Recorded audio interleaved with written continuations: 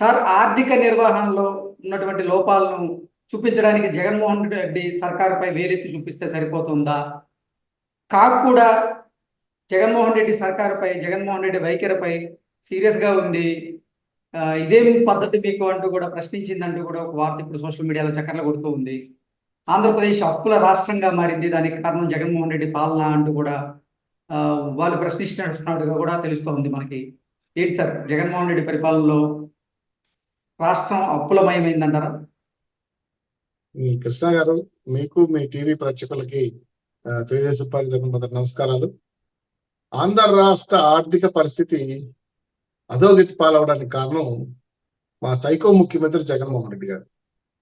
ఎందుకు నేను ఖచ్చితంగా చెప్పగలనంటే, రాష్ట్రం విడిపోయి చాలా ఇబ్బందుల్లో ఉండి విభజన అంశాలు పరిష్కారం కాకుండా రోడ్డు బడ్జెట్ ఉన్న రాష్ట్రాన్ని బాబు గారు తన ప్రయత్నంలో ఎంతో కొంత మేరకు గాడిలో పెట్టడానికి ప్రయత్నం చేశారు.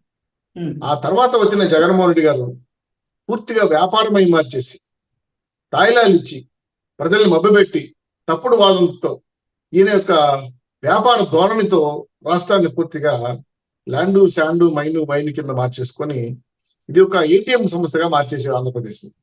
ఒకప్పుడు అన్నపూర ఆంధ్రప్రదేశ్ గా ఉన్నటువంటి మన రాష్ట్రం ఇప్పుడు ఏటీఎం రాష్ట్రంగా మార్చుకున్న జగన్మోహన్ రెడ్డి గారు. మీరు చెప్పినట్టు ఈ రాష్ట్రంలో 5 కోట్ల మంది ప్రజలు దాదాపు 11 లక్షల కోట్లు ఇంచుమించు అప్పు చేశారు అన్నారు. మీ పేస్ లో ఉప్పు ఉందో లేదో కానీ మన ఎత్తిపైన 3 లక్షల అప్పు ఉంది. ఎలా కట్టాలంటే మేము మా చంద్రజీ కట్టాల్సింది, జగన్మోహన్ రెడ్డి కట్టదు. సంపదను సృష్టించేమన్నా రాష్ట్రానికి సంక్షేమ కార్యక్రమాలు ఇస్తాడంటే ఒట్ల ఎక్కడ వేసిన గొంగలు అక్కడ రాజధాని లేదు, ఎవరు రాదు, ప్రత్యేక హోదా ఈయన అడగలేడు, భయము షివరింగ్. మొత్తానికి కడప పౌరుషం రాష్ట్ర అధికారాలు ఢిల్లీలో తాకట్టు పెట్టేశాడు ఈయన కేసులకి, బెయిల్కి, జైలుకి. సో ఇటువంటి సిచ్యువేషన్ లో తెచ్చిన డబ్బులు ఏమయ్యాయి? మా పట్టణ ముఖ్యమంత్రి, మా ప్రజల ముఖ్యమంత్రి, మా బాధల ముఖ్యమంత్రి నేను 2,50,000 కోట్ల రూపాయలు బటన్ నొక్కి ప్రజలకు పనిచేశాను అంటాడు. 11.5 లక్షల కోట్లు అప్పులు తెచ్చినప్పుడు 2.5 లక్షల కోట్లు పంచితే మిగిలిన డబ్బులు ఏమయ్యాయి? డెవలప్మెంట్ లేదు కదా, ఇండస్ట్రీలు పెట్టలేదు కదా, కనీసం కడపలో ఆయన స్టీల్ ప్లాంట్ కూడా కట్టుకోలేకపోయాడు కదా. మరి ఈ డబ్బులు ఏమయ్యాయి? దీనిపైన అనేక సార్లు లెటర్ రాసింది. Public accounts committee chairman Payyavula kesari కూడా చాలా సందర్భాలు ప్రెస్ మీట్ పెట్టి మరి ప్రశ్నించాడు.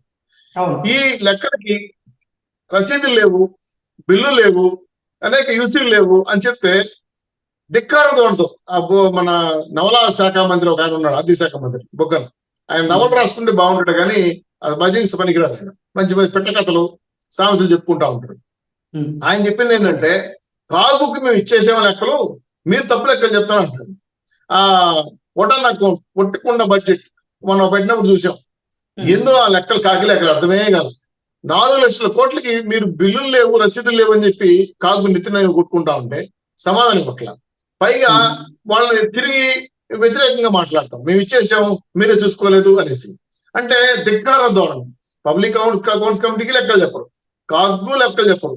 మరి 11,50,000 కోట్ల రూపాయలు మింగేసిన ఈ దొంగలు ఎవరు? ఈ నవగ్రహాలు ఎవరు? ఈ వెనక దాకున్న కలుగులు దాకున్న పందికొక్కులు ఎవరు? ఇది పరిశీలించినప్పుడు రాష్ట్రంలో ల్యాండ్ శాండ్ మైనేవని కాకుండా కార్పొరేషన్ మీద విస్తృతమైన లోన్ తెచ్చుకోవడం. ఇప్పుడు తాగుబోతుల్ని 25 ఏళ్ళు తాకట్టు పెట్టి తెచ్చిన గనుడు దేశంలో మొట్టమొదటి ముఖ్యమంత్రి జగన్మోహన్ రెడ్డి గారు. నేను వస్తానే మద్య నిషేధం చేస్తాను, ఆడపిల్లలు తాలిబుడ్లు దిగిపోతున్నాయి, కుటుంబాలు నాశనం అయిపోతున్నాయని ఎత్తిన చేతులు పెట్టి బొగ్గలు రుద్ది ముద్దులు పెట్టి ఇప్పుడు మద్యంతో గుద్దులు గుస్తా ఉన్నాడు. సో ఎక్కడ లేని విధంగా రేట్లు, ఆ భూమి అయిందో, ప్రెసిడెంట్ మెడల్ అయిందో, వైట్ హౌస్ అయిందో, ఆ పేర్లు వింటేనే ప్రపంచంలో ఈ తాగుబోతులకి ప్రపంచంలో అది ఆంధ్రాలోనే తిరుగుతాయి. అది జగన్ అన్న విజయ బ్రాండ్. సో ఇటువంటి సిచ్యువేషన్ లో ఈ డబ్బులు ఏమయ్యో తెలియదు, అప్పు చేసిన డబ్బులు ఏమయ్యో. రాష్ట్రం నుంచి వచ్చిన పన్నులు ఇప్పుడు ప్రత్యక్ష పరోక్ష పన్నులు జిఎస్టీతో వస్తాయి. ఆల్రెడీ చెస్సుల పేరు మీద బాదులు కార్యక్రమం, పెట్రోల్, కరెంటు ఛార్జీలు, బస్ ఛార్జీలు పెంచేశారు. మరి ఈ డబ్బులు ఆ డబ్బులు లెక్కేసుకుని పోతే అసలు నాకు అర్థంగా ఉండలేదంటే, బహుశా చిత్రగుప్తుడు కూడా అర్థం కాదు లెక్కలు. ఎవరు చెప్తే చూడలేదంటారు. శ్రీనివాస్ చౌదరి గారు, అసలు ఈ 5 సంవత్సరాల పాలనలో మేము చేసిన అప్పులు చాలా తక్కువ అంటూ కూడా వైసీపీ నేతలు బుకాయించేటువంటి ప్రయత్నం చేస్తూ ఉన్నారు. నిర్మలా సీతారామన్ గారు కూడా పార్లమెంట్ సాక్షిగా ఆ వైఎస్ఆర్సీపీ చేసినటువంటి అప్పులు తక్కువ అంటూ కూడా ఆవిడ చెప్పేటువంటి ప్రయత్నం చేశారు గతంలో. ఏంటి నిజంగా 11 లక్షల కోట్ల అప్పు ఉన్నట్లయినా? ఇప్పుడు నివేదిక చూస్తే మాత్రం అసలు ఇదేం పద్ధతి, ఇదేం తీరు అంటూ కూడా వైసీపీ సర్కార్ని ఎండగడుతున్నట్లుగా కూడా మనకు అర్థమవుతూ ఉంది. దీన్ని ఎలా చూడొచ్చు అసలు? సెంట్రల్ ఫైనాన్స్ సెక్రటరీ ఒక ఆయన లెక్కలు ఏమని అడిగితే రాష్ట్ర ప్రభుత్వం లెక్కలు ఇచ్చింది. ఇక్కడ చెబుతున్న లెక్కలకి సెంట్రల్ గవర్నమెంట్ ఇచ్చిన లెక్కలు తేడా ఉంది. అంటే వీళ్ళు సెంట్రల్ గవర్నమెంట్ కి లెక్కలు ఇవ్వకుండా దాపెడుతున్నారు, అప్పులు పూర్తి స్థాయిలో ఇవ్వట్లేదు, తొక్కి పెడుతున్నారు, అసలు లెక్కలు బయట పెట్టట్లా. కాబట్టి దీన్ని అనేక సార్లు మాట్లాడినా కేంద్ర ప్రభుత్వం చెప్పినా కూడా లెక్కలు ఇవ్వట్లా.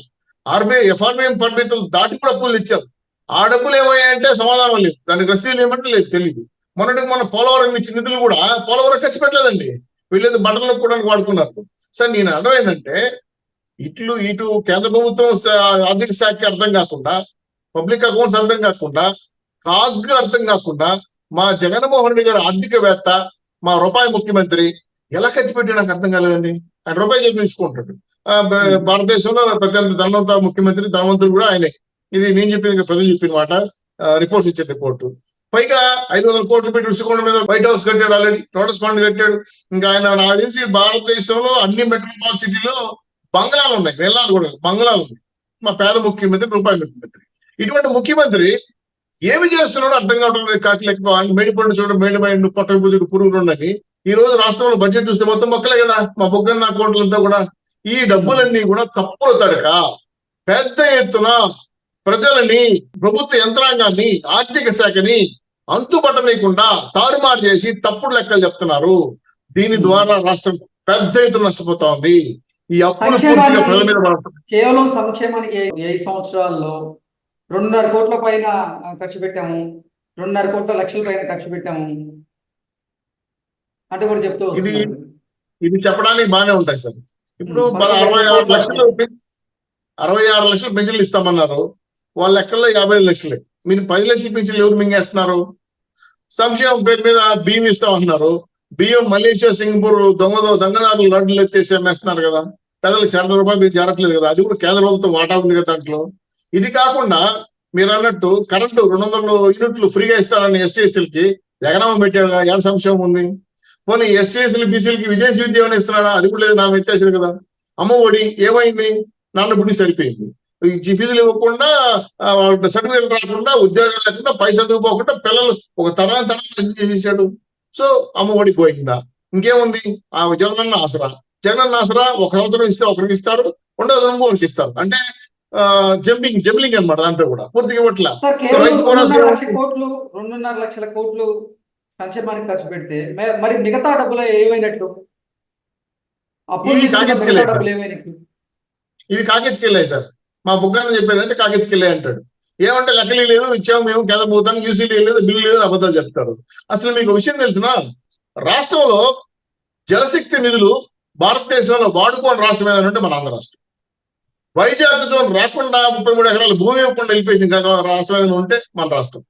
ఇది కాకుండా రాష్ట్రానికి రావచ్చిన టిట్కో ఇండ్లు ఇస్తామంటే ఇప్పుడు తీసుకోకుండా పోయే ముఖ్యమంత్రి ఏమైనా ఉంటే మా ముఖ్యమంత్రి.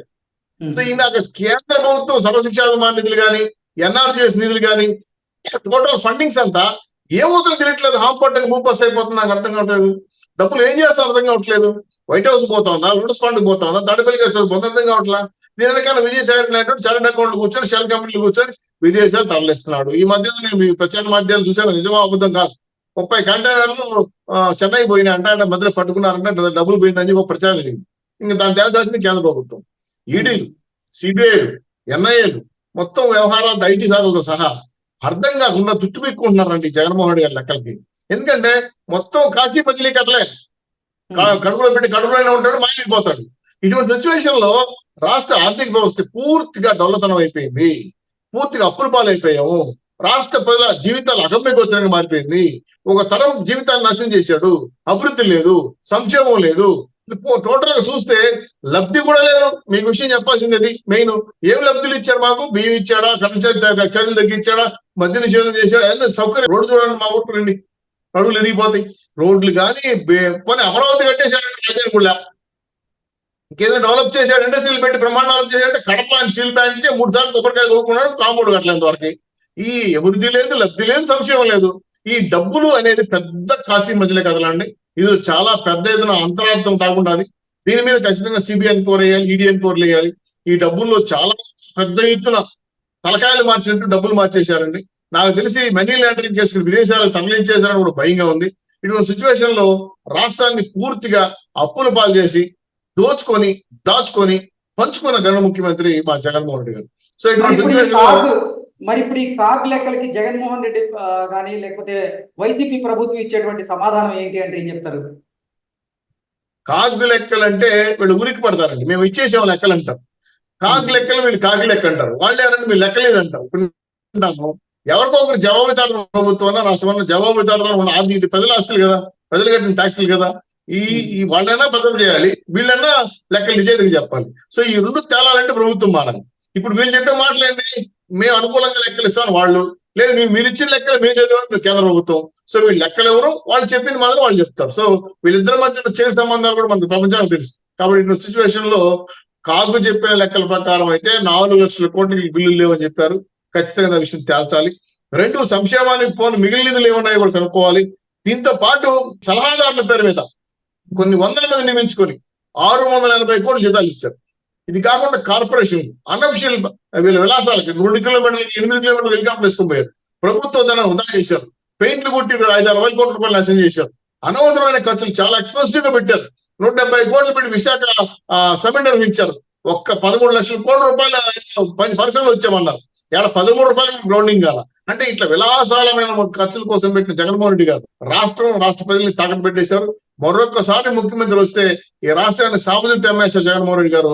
అందుకే బాయ్ జగన్ అని ఖచ్చితంగా చెప్పగలుగుతున్న రాష్ట్ర ప్రజలందరూ కూడా ఈ రాష్ట్రంలో దాగి ఉన్న ఆర్థిక లెక్కలపై ఖచ్చితంగా నిపుణులు కమిటీ వేయాలి. దాన్ని లెక్క బొక్క తేల్చాల్సిన అవసరం ఉంది. లేదంటే ప్రజల ఆస్తికి భద్రత లేదు, ప్రజల ఆస్తులకు కూడా భద్రత లేని పరిస్థితి పడతా ఉంది. ఇటువంటి సిచ్యువేషన్ లో నాకు తెలిసి కేంద్ర ప్రభుత్వం చొరవ తీసుకొని రాష్ట్రంలో కొంతమంది సీనియర్ నాయకుల్ని ఎకనామిక్స్ కూర్చొని ఒక కమిటీ వేసి టోటల్ 5 ఏళ్లలో పెట్టిన ఖర్చులు, లెక్కలు, లావాదేవీలు, దీనిలో ఉన్న అంతరార్థం తీస్తే తప్ప ప్రజల ఆస్తులకి, ప్రభుత్వ ఆస్తులకి భద్రత లేదు. ఎందుకంటే కలెక్టర్ భవనాలు, పార్కులు, గ్రౌండ్లు, ఆర్డీఓ ఆఫీసులు, స్కూల్ గ్రౌండ్లు, రోడ్లు కూడా తాగడపై డబ్బులు తీసేశాడండి జగన్మోహన్ రెడ్డి గారు. ఆ డబ్బులు ఏమైనా లేదు. ఇవి కాకుండా 1,02,000 కోట్ల రూపాయలు ప్రత్యక్ష పన్నులు వసూలు చేశారు. సో నాకు తెలిసి 16-17 లక్షల కోట్లు ఇవన్నీ బడ్జెట్ లో వచ్చిన డబ్బులు, ఆదాయాలు ఇవన్నీ చూస్తే ఈ అసలు అంతో చిక్కట్ల లెక్కలు. అదే మైలు పగిలి ప్రాణం జలదోషులు ఉన్నట్టు ఈయన ఆర్థిక విధానాల పైన అర్థం కాక దుడ్డు పెట్టుకున్న ఆర్థిక నిపుణులే. అటువంటి సిచ్యువేషన్ లో 100% నిజాయితీగా, నిష్పక్షపాతంగా, ట్రాన్స్పరెంటల్ గా ఈ కమిటీ వేసి ఈ ఆర్థిక నిపుణుల పైన మాట్లాడి దీన్ని అందుకు తేల్చాల్సిన అవసరం ఉంది. ఇది కేంద్రం చొరవ తీసుకుంటే పని కాదు. లేదంటే ప్రభుత్వం మారిన తర్వాత తెలుగుదేశం ప్రభుత్వం ఖచ్చితంగా మెచ్చిస్తాం. ఈ కలుగులు ఎవరో ఎంత భోజనం చేశారో, ఎంత ప్రజల ధనాన్ని వృధా చేశారో, ఎంత మేరకు రాష్ట్రాన్ని ప్రజలు తాగడి పెట్టాని పైన నెగ్గ తేల్చి ఆస్తులు పాస్తులు లెక్కలు కట్టి వీళ్ళ దగ్గర ముక్కుపిండి వసూలు చేసి మళ్ళీ రాష్ట్ర ఖజానా నింపాల్సిన బాధ్యత మా పైన ఉందని భావిస్తాను. ఆ దిశగానే తెలుగుదేశం పార్టీ అడుగులు వేస్తా ఉంది. దీనిపైన నిపుణులు సలహా తీసుకుంటాం, ఆర్థిక నిపుణులు సలహా తీసుకుంటాం. ఇది కాకుండా కేంద్ర ప్రభుత్వ సహకారాలు కూడా, ఎందుకంటే వాళ్ళకి ఎంత ఇచ్చారు వీళ్ళని తీసుకుని తెలియాలి. కాబట్టి వాస్తవ లెక్కలకి రావాలంటే, గ్రౌండింగ్ కలబడాలంటే ట్రాన్స్పరెంట్ గా ఈ చర్చ జరగాలి, పైన ఎంక్వైరీ జరగాలి. అప్పుడు కానీ జగన్మోహన్ రెడ్డి గారి యొక్క లెక్కల్లో బొక్కలు బయటపడవనే విషయాన్ని మీ ద్వారా స్పష్టంగా చెప్పదలుచుకున్నాను. ఇది చాలా పెద్ద ఎత్తున కుంభకోణం అండి, మారీ కుంభకోణం కాదు ఇది. ఈ కుంభకోణంలోకి వెళ్తే చాలా పెద్ద తరకాలు బయట వస్తాయి. అవిటికి వాళ్ళ జీవితకాలం కూడా జైలు. పక్కనే ఈ మధ్య రాష్ట్రంలో ఎవరు ఒక రేరా డైరెక్టర్ పట్టుకుంటే 500 కోట్లు పట్టుకున్నారు. ఈయన 500 కోట్లు పట్టుకుంటే ఆయన దగ్గర ఈ 1 లక్షల కోట్లు తెలాలంటే 1,00,000 ఏళ్ళు జైలు శిక్ష పడుతుంది. ఈయన జీవితం సరిపోదు జైలు జీవితానికి.